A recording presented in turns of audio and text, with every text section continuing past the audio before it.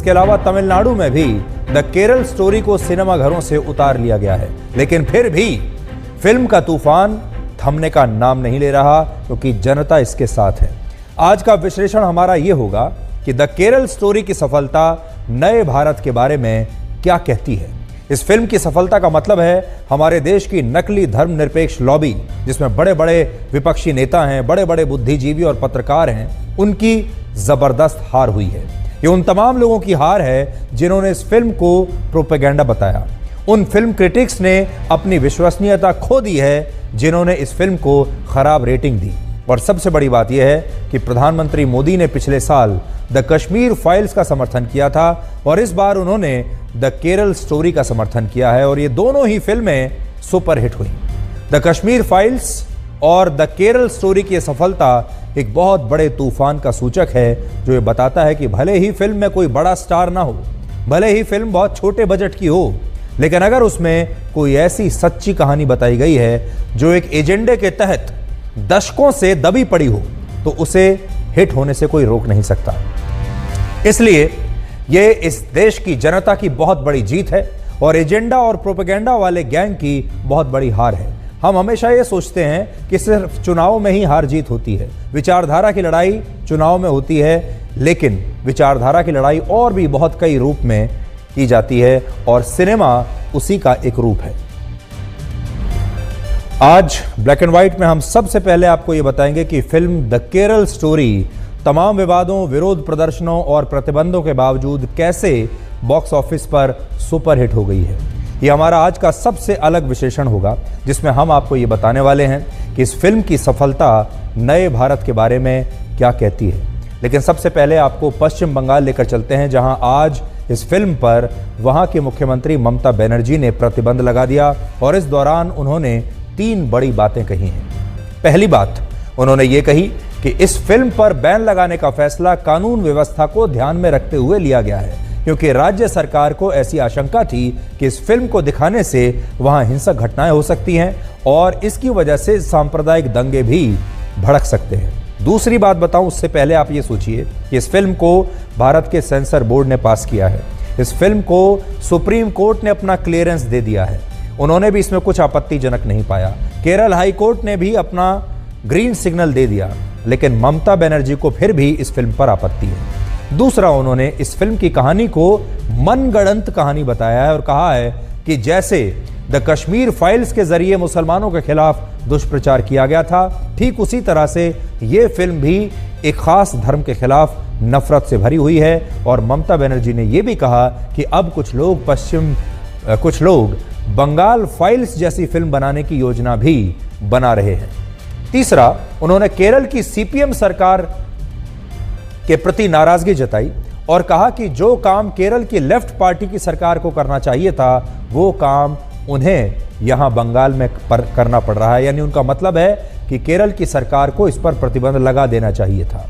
और एक और बात उन्होंने कही कि इस तरह की तमाम फिल्मों के पीछे बीजेपी के लोग शामिल हैं।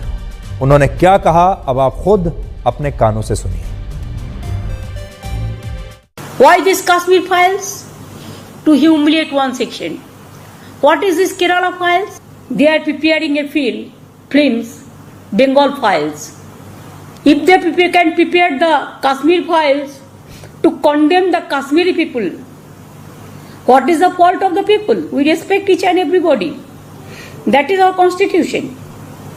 Now they defame the Kerala also, Kerala people also, Kerala state also.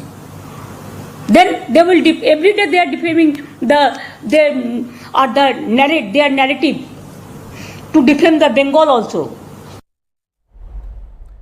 तो सोचिए, ये भी इस देश की क्या विडंबना है कि हमारे देश के जो नेता हैं वो राजनीति में तो दखल अंदाजी करते ही हैं, क्योंकि ये तो उनका काम ही है।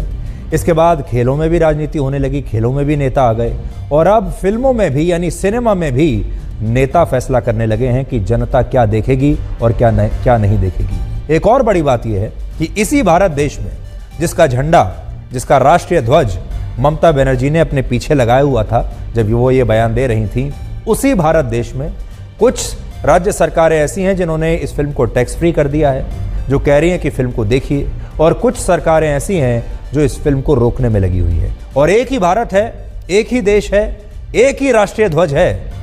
वो मुख्यमंत्री भी इसी राष्ट्रीय ध्वज को पीछे रखकर बात करते हैं जो इस फिल्म को टैक्स फ्री बना रहे हैं, और जो इसको रोक रहे हैं वो भी इसी राष्ट्रीय ध्वज के साथ ये काम कर रहे हैं। इस फिल्म के खिलाफ केरल हाई कोर्ट से लेकर सुप्रीम कोर्ट में कई याचिकाएं दायर की गई थी, लेकिन अदालतों ने इन याचिकाओं को सही नहीं माना और इस फिल्म पर प्रतिबंध लगाने से इनकार कर दिया।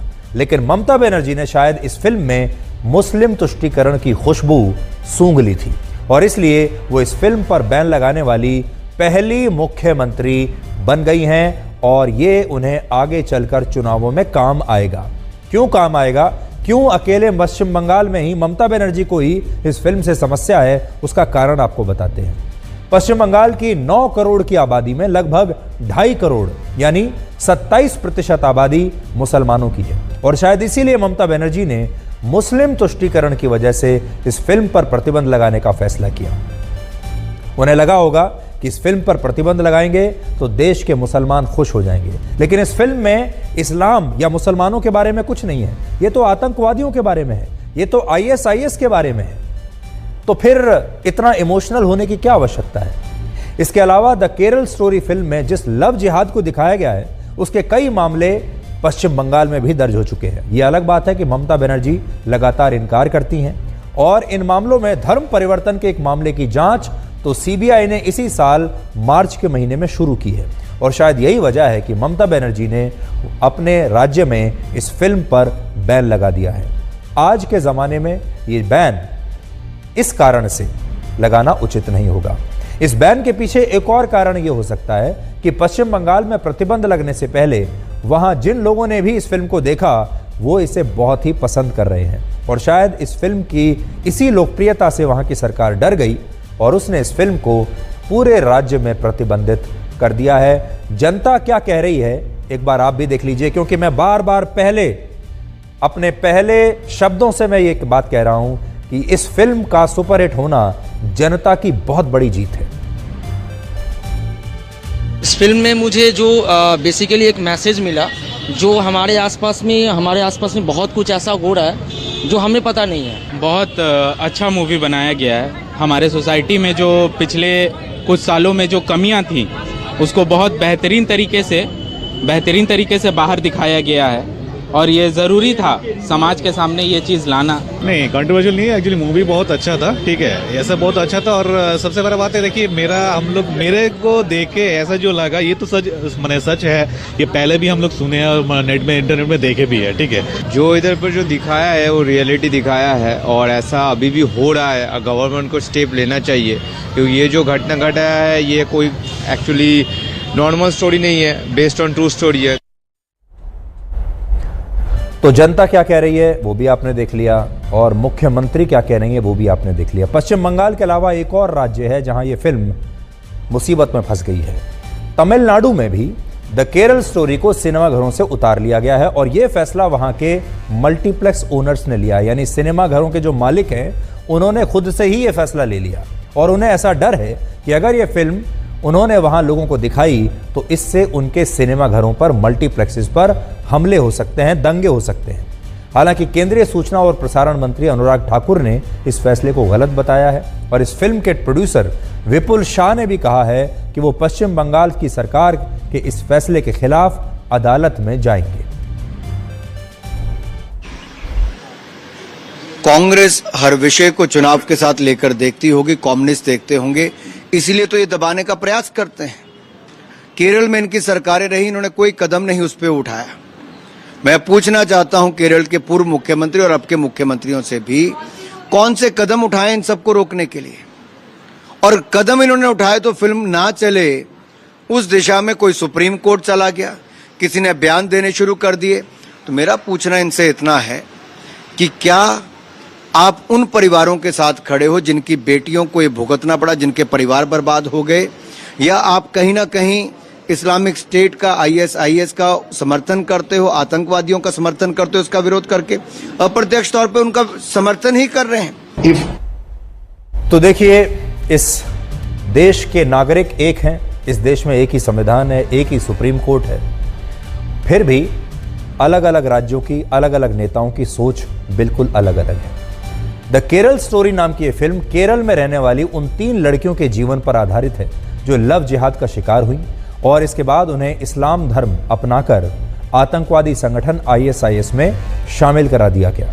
बड़ी बात यह है कि जहां पश्चिम बंगाल में इस फिल्म पर बैन लगा दिया गया, वहीं मध्य प्रदेश में इस फिल्म को टैक्स फ्री कर दिया गया है, जिसका मतलब यह है कि मध्य प्रदेश सरकार अब इस फिल्म पर एंटरटेनमेंट टैक्स नहीं लेगी और कोई भी राज्य सरकार जब अपने प्रदेश में किसी फिल्म को टैक्स फ्री करती है तो उसका मकसद होता है कि ज़्यादा से ज़्यादा लोग इस फिल्म को देखने के लिए सिनेमा घरों में, थिएटर्स में जाएं।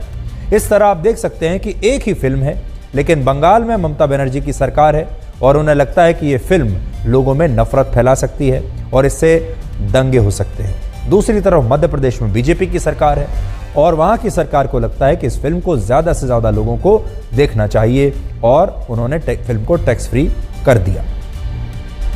इस सब के बीच इस फिल्म की चर्चा कर्नाटक में भी हो रही है, जहां 10 मई को विधानसभा चुनावों के लिए वोटिंग होने वाली है। कर्नाटक के बेल्लारी में चुनाव प्रचार के दौरान प्रधानमंत्री मोदी ने इस फिल्म का जिक्र किया और कहा कि यह फिल्म एक ऐसे राज्य में आतंकवादी साजिश का पर्दाफाश करती है जहां के लोग बहुत मेहनती और प्रभावशाली हैं। लेकिन प्रधानमंत्री मोदी के इस बयान को लेकर भी राजनीति शुरू हो गई है और आज असदुद्दीन ओवैसी ने कहा कि यह एक प्रोपेगेंडा फिल्म है और इस सच्चाई से इसका कोई लेना देना है ही नहीं। आतंकी साजिश पर बनी फिल्म केरला स्टोरी, ये केरला स्टोरी की इन दिनों काफी चर्चा है। कहते हैं केरला स्टोरी सिर्फ एक राज्य में हुई आतंकवादियों की छद्म नीतियों की साजिशों पर आधारित है। देश का इतना खूबसूरत राज्य जहां के लोग इतने परिश्रमी और प्रतिभाशाली होते हैं, उस केरला के में चल रही आतंकी साजिश का खुलासा ये केरला स्टोरी फिल्म में, केरला फाइल्स फिल्म में उसे किया गया है। प्रधानमंत्री मोदी ने, आपको याद होगा, पिछले साल द कश्मीर फाइल्स जो फिल्म आई थी उसका भी समर्थन किया था और इस बार उन्होंने द केरला स्टोरी का समर्थन किया है और ये दोनों ही फिल्में सुपर हिट हुई हैं। पिछले सिर्फ 3 दिनों में द केरला स्टोरी 35 करोड़ से ज्यादा की कमाई कर चुकी है। ये किसी भी हिसाब से बहुत अच्छा प्रदर्शन माना जाएगा।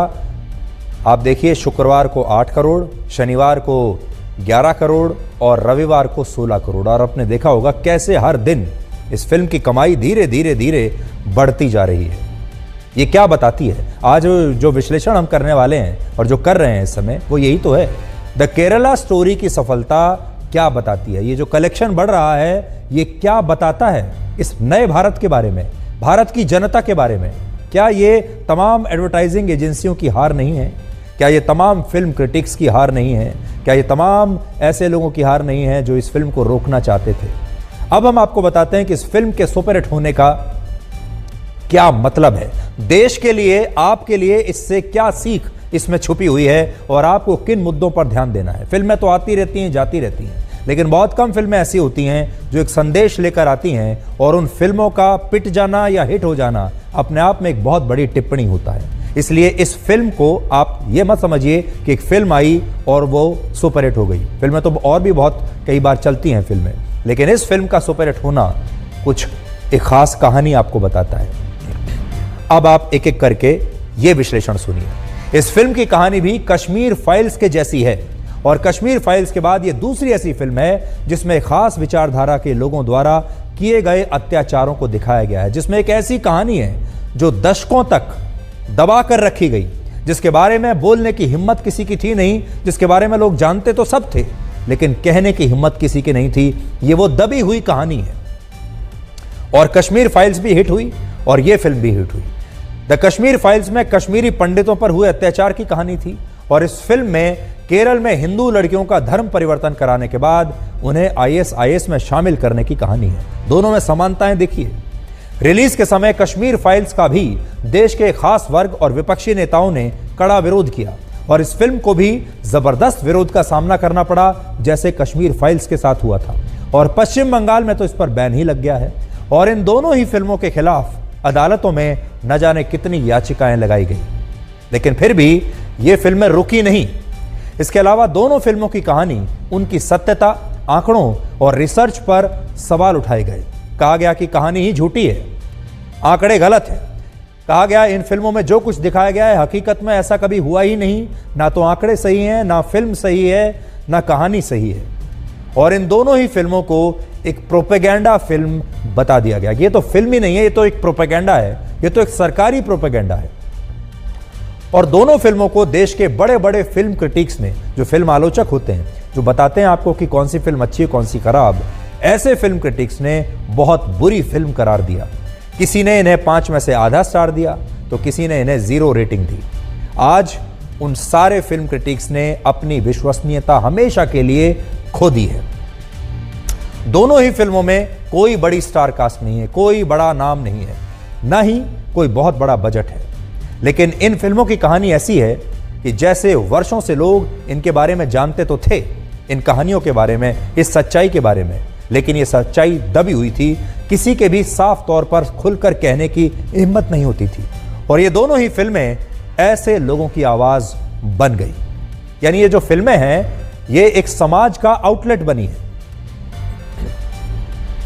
समाज जो बात करना चाहता था, समाज जो देखना चाहता था, जो आपस में डिस्कस करना चाहता था, ये समाज का एक आउटलेट बनी, एक जरिया बनी, जिससे समाज के अंदर जो कुंठा थी, लोगों के अंदर जो गुस्सा था, जो वो बात करना चाहते थे, वो बाहर निकला।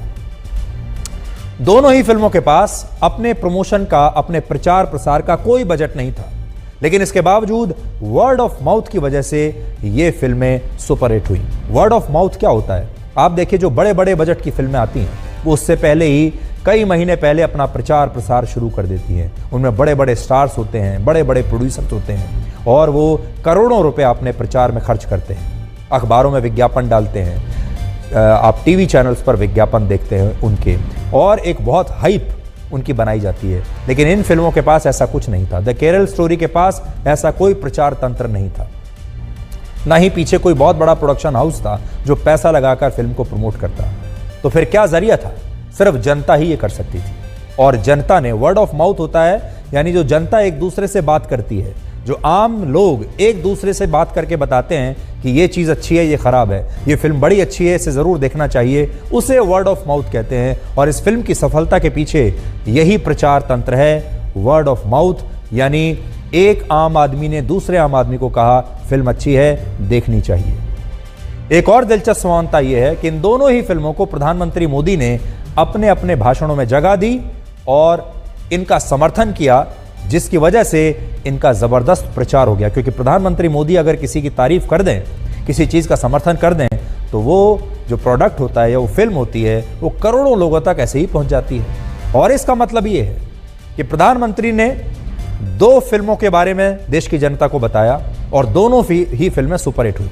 यानी देश की जनता मोदी के कहने पर वोट भी डाल रही है और मोदी के कहने पर फिल्में भी देख रही है। एक बहुत बड़ी बात है दोनों में। अगर आप समानता देखेंगे, आपने देखा होगा, यानी प्रधानमंत्री मोदी की खुद की विश्वसनीयता और उनका ब्रांड इतना प्रभावशाली है कि अगर वो किसी फिल्म को देखने के लिए जनता से कहते हैं या लोगों को अपना कोई सुझाव देते हैं तो लोग तुरंत उनके सुझाव को मान लेते हैं और तुरंत उस पर अमल करते हैं। और यही इस फिल्म में भी देखने को मिल रहा है। यानी ये जो फिल्म है इसे जनता ने सुपरहिट किया है। एक तंत्र पूरा ऐसा था जो इसे रोकने में लगा हुआ था, लेकिन जनता का ये तूफान रुका नहीं, थमा नहीं।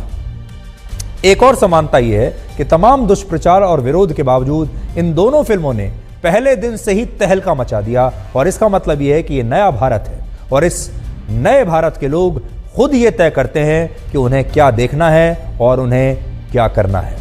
द केरला स्टोरी का सुपरहिट होना नकली धर्मनिरपेक्षता की बहुत बड़ी हार है। ये अभिव्यक्ति की आजादी को अपने घर की दासी बनाकर रखने वाले विपक्षी दलों और बड़े बड़े बुद्धिजीवियों की जबरदस्त हार है, जो अब तक ये तय करते थे कि वो बताएंगे कौन सी फिल्म अच्छी है, वो बताएंगे क्या देखना चाहिए क्या नहीं देखना चाहिए। और ये उन तमाम फिल्म क्रिटिक्स की जबरदस्त हार है जिन्होंने इस फिल्म को प्रोपेगेंडा फिल्म बताकर नकार दिया था। हो सकता है आने वाले समय में लोग इस तरह के फिल्म क्रिटिक्स पर, ऐसे विपक्षी नेताओं पर, ऐसे बुद्धिजीवियों पर हमेशा के लिए विश्वास करना बंद कर दें, और ये लोग जिन फिल्मों को शानदार बताएंगे, उन्हें अच्छी रेटिंग देंगे, लोग शायद उन फिल्मों को देखना बंद कर देंगे, और जिन फिल्मों को ये बेकार बताएंगे, ऐसी फिल्मों को देश के लोग अपने सिर आंखों पर बैठा लेंगे। दूसरी बड़ी बात जो सारे लोग इस देश में इस समय पूछ रहे हैं, ये फिल्म आतंकवादियों के खिलाफ है। ये फिल्म आतंकवादियों के उस बिजनेस मॉडल पर आधारित है जिसके तहत ये आतंकवादी एक मॉड्यूल बनाते हैं, केरल की लड़कियों को उनका धर्म परिवर्तन करते हैं, धर्म परिवर्तन करके उसे ISIS जैसे आतंकवादी संगठनों में शामिल कर लेते हैं और वहां उनका इस्तेमाल करते हैं। इसमें धर्म कहां से आ गया? ये तो आतंकवादियों पर आधारित है, और हमने हमेशा ये सुना है कि आतंकवाद का कोई धर्म नहीं होता, आतंक का धर्म नहीं होता। अब वो लोग कौन हैं जिन्होंने अपने आप बिना किसी के बताए इन आतंकवादियों से एक धर्म को जोड़ लिया और ये कहना शुरू कर दिया कि ये तो एक धर्म के खिलाफ बनी हुई फिल्म है। इसलिए आज देश के लोगों ने ऐसे प्रोपेगेंडा करने वालों को करारा जवाब दिया है। अच्छा, बहुत सारे लोग ये भी कहते हैं कि इस फिल्म की कहानी सही नहीं है, कहते हैं ऐसा तो हुआ ही नहीं है, सब कुछ काल्पनिक है, आंकड़े भी गलत है। हमारे देश के जो विपक्षी नेता और एक खास विचारधारा के लोग द केरल स्टोरी को मनगढ़ंत और प्रोपेगेंडा फिल्म बता रहे हैं।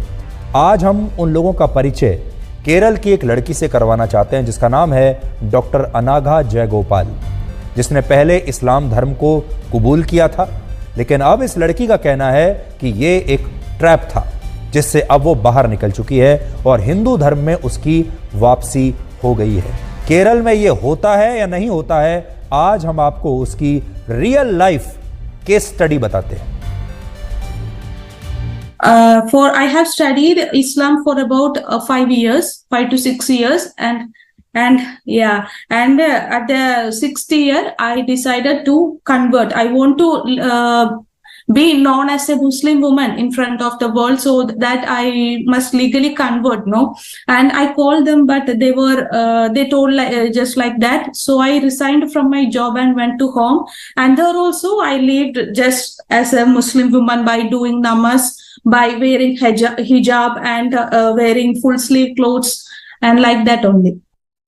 सिनेमा से सबसे ज्यादा मैं कहूंगा देश के मूड के बारे में और समाज के बारे में पता चलता है, और अक्सर आपने सुना होगा कि जो सिनेमा है वो समाज का आईना होता है, क्योंकि सिनेमा में जो कहानियां दिखाई जाती हैं वो समाज की होती हैं, वो हमारी और आपकी कहानियां होती हैं, हमारे परिवारों की कहानियां होती हैं।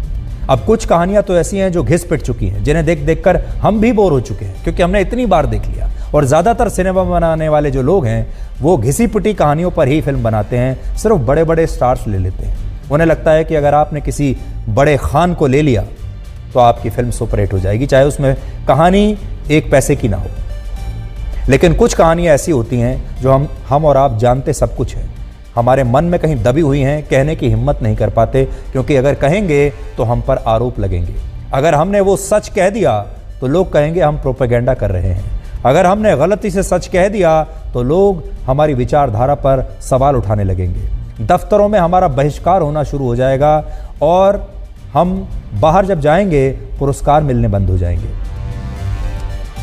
ये जो फिल्म है, इस फिल्म का हिट होना आपको ये बताता है कि भारत बदल रहा है, भारत का समाज बदल रहा है। भारत का समाज अब सिर्फ विज्ञापन देखकर फिल्म देखने नहीं जाता, विज्ञापन देखकर बाजारों से प्रोडक्ट खरीदने के लिए नहीं जाता। सबसे बड़ी बात यह है कि भारत के समाज की विचारधारा अब बदल रही है, और ये जो फिल्म हिट हुई है इसे भारत की जनता की सबसे बड़ी जीत मानना चाहिए। बहुत सारे लोग कह रहे हैं, आपने भी देखा होगा, तरह तरह की बातें प्लांट होती रहती हैं, लेकिन ये बहुत अच्छा टेस्ट है, ये हमारे समाज की एक अग्नि परीक्षा है, जिससे आपको आज ये पता चला होगा कि समाज की सोच क्या है।